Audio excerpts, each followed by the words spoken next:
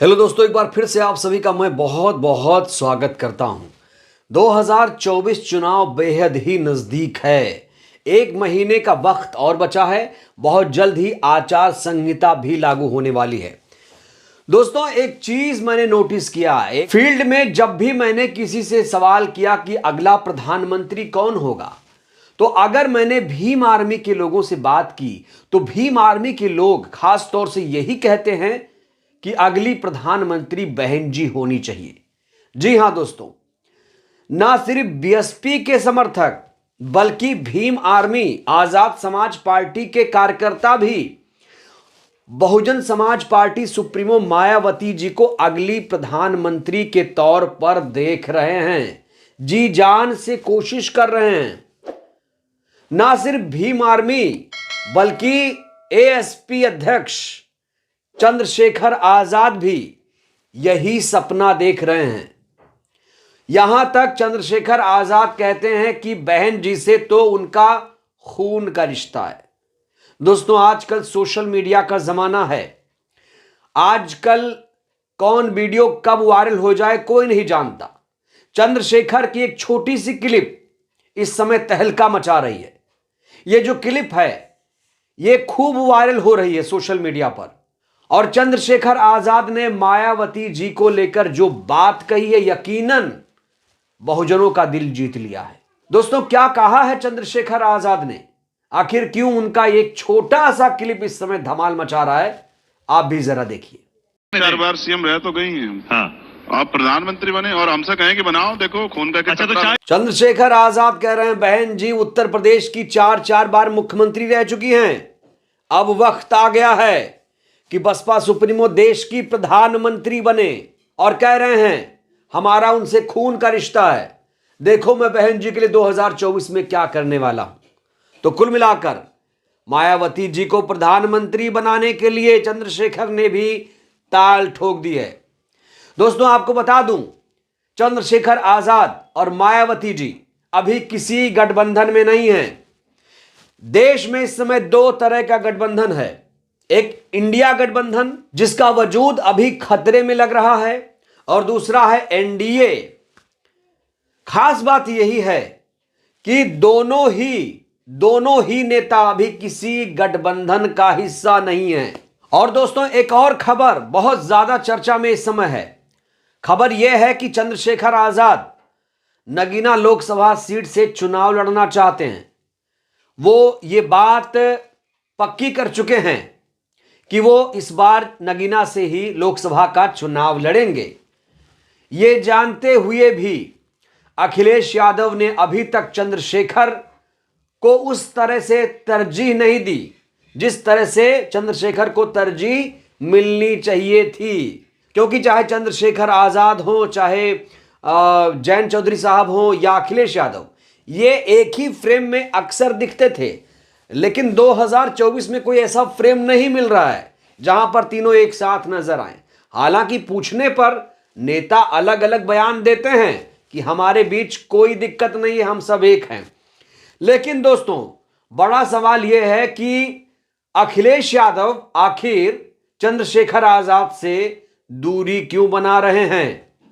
ऐसा मैं इसलिए कह रहा हूं, याद करिए जब अखिलेश यादव जी ने आरएलडी को 7 लोकसभा सीटें अलॉट कर दी थी कि हम इंडिया गठबंधन के तहत जयंत चौधरी साहब को 7 लोकसभा सीटें दे रहे हैं, बिना कांग्रेस पार्टी को कॉन्फिडेंस में लिए अखिलेश यादव ने यह फैसला ले लिया। हालांकि उन्हें कांग्रेस पार्टी की इस फैसले के बाद नाराजगी झेलनी पड़ी। तो लोगों ने सवाल खड़े किया कि जब आप जयंत चौधरी को 7 लोकसभा सीटें दे सकते हैं, बांट सकते हैं लोकसभा सीटें, तो फिर चंद्रशेखर आजाद ने क्या गलती की थी? चंद्रशेखर आजाद को आपने 1 लोकसभा सीट क्यों नहीं दी? यह बहुत बड़ा सवाल है। जबकि अखिलेश जी हर मंच से कहते हैं कि वो चंद्रशेखर आजाद के साथ हैं। चंद्रशेखर आजाद जी भी कहते हैं वो अखिलेश के साथ हैं, उनमें कोई दिक्कत नहीं है, तीनों एक साथ हैं, कोई दिक्कत नहीं है। लेकिन यहीं पर बड़ा सवाल खड़ा होता है कि आरएलडी को 7 लोकसभा सीटें बांटी जा सकती हैं, तो क्या 1 सीट चंद्रशेखर आजाद को नहीं बांटी जा सकती थी अखिलेश यादव के द्वारा? यह बहुत बड़ा सवाल है दोस्तों। तो दोस्तों, ना तो बसपा सुप्रीमो और ना ही चंद्रशेखर आजाद किसी गठबंधन का हिस्सा हैं। हालांकि आपको याद दिला दूं, इंडिया गठबंधन का वजूद अब खत्म होता जा रहा है। हो सकता है आने वाले दिनों में इंडिया गठबंधन को भंग कर दिया जाए, नए सिरे से कोई महागठबंधन उत्तर प्रदेश में बने। फिलहाल अब चंद्रशेखर आजाद को मायावती जी का ही सहारा है।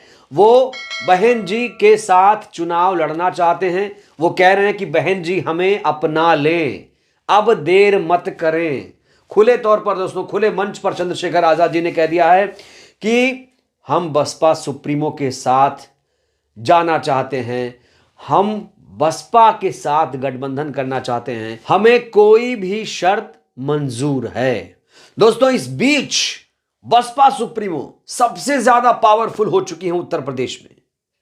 सबसे ज्यादा पावरफुल इस समय बसपा सुप्रीमो इसलिए हो चुकी हैं क्योंकि हर कोई बसपा सुप्रीमो को अपने साथ लाने की कोशिश कर रहा है। वो चाहे अखिलेश यादव हो, चाहे कांग्रेस पार्टी हो, इस समय हर कोई बसपा सुप्रीमो को अपने साथ लाने के लिए प्रयास कर रहा है। यहां तक कि बिहार के भी कई नेता, चाहे वो तेजस्वी हो, चाहे और भी छोटे छोटे जो दल हैं, चाहे MIM हो, वो बसपा सुप्रीमो के साथ गठबंधन करने के लिए बेताब हैं। और चंद्रशेखर आजाद भी अपनी बेताबी दिखा रहे हैं।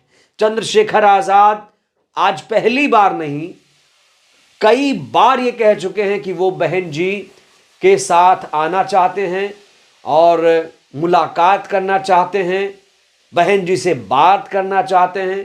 लेकिन दोस्तों, अभी तक बसपा सुप्रीमो की तरफ से चंद्रशेखर आजाद को कोई भी आश्वासन नहीं मिला है।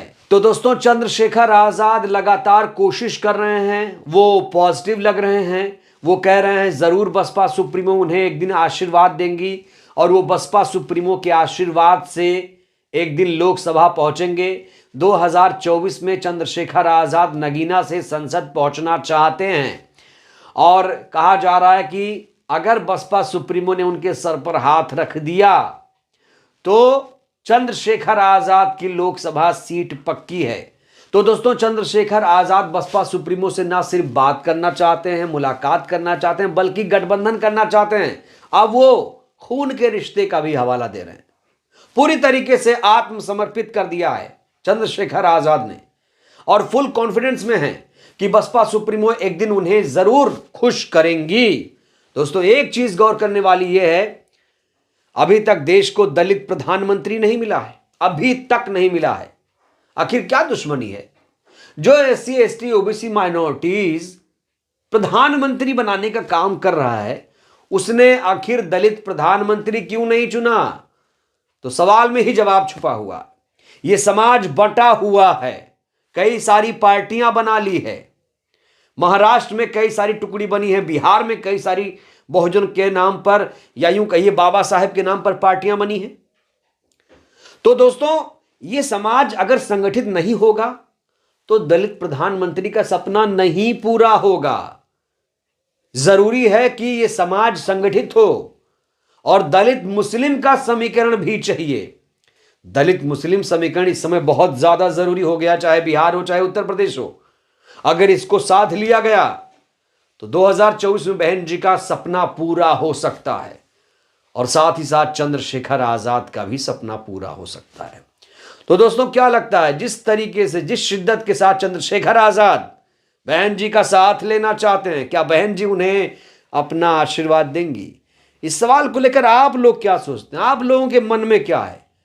आप सभी लोग अपनी प्रतिक्रिया दीजिए, प्रतिक्रिया देना मत भूलिए। वीडियो को लाइक करिए, चैनल को सब्सक्राइब करिए, सहयोग करिए, वीडियो को जन जन तक पहुंचाइए जिससे देश की जनता जागरूक हो। बहुत बहुत धन्यवाद, शुक्रिया। जय भारत, जय संविधान।